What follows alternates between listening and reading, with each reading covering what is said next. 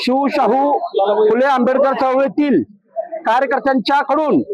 आम्ही आंबेडकरवादी सामाजिक संघटना सांगली जिल्हा त्यांच्या वतीनं गेल्या 29 तारखेला मिरज पंचायत समितीच्या नूतन प्रशासकीय इमारतीला भारतरत्न डॉक्टर बाबासाहेब आंबेडकर यांचं कार्यकर्त्यांच्याकडून नाव देण्यात आलेलं होतं, परंतु प्रशासनानं जातीय मानसिकतेतून ती नाव काढून टाकलेलं होतं. पण ज्या दिवशी नाव काढलं 1 ऑगस्ट रोजी, त्या दिवसापासून सांगली जिल्ह्यातील सर्व पक्ष गटातटामध्ये काम करणारा आंबेडकरी विचाराचा कार्यकर्ता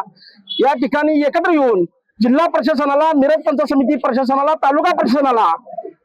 आंबेडकरी दणका देऊन या ठिकाणी आंबेडकरी समाजाच्या वतीनं, कार्यकर्त्यांच्या वतीनं आणि समाजाच्या वतीनं आम्ही प्रशासनाला सांगितलं की जी नाव डॉक्टर बाबासाहेब आंबेडकर यांचं इमारतीला दिलेलं होतं आणि सभागृहाला छत्रपती संभाजीराजांचं नाव दिलेलं होतं,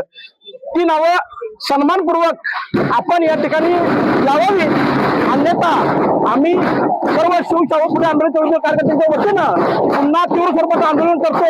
असं सांगितल्यानंतर जिल्हा प्रशासनाने याची दखल घेऊन मिरज पंचायत समितीच्या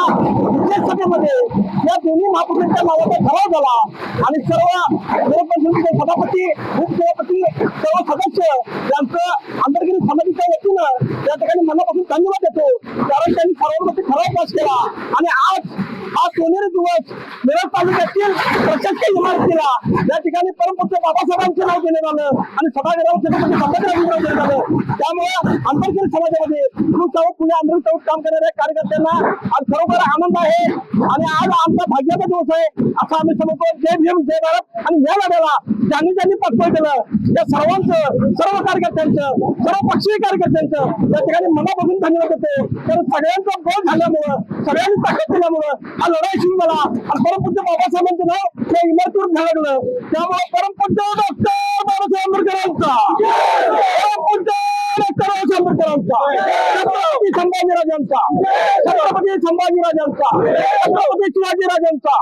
छत्रपती शाहूराजांचा, ज्योतिबा फुलांचा, अण्णाभाऊ साठेंचा. लोकशाही मराठी ऐका, पहा, जागरूक रहा.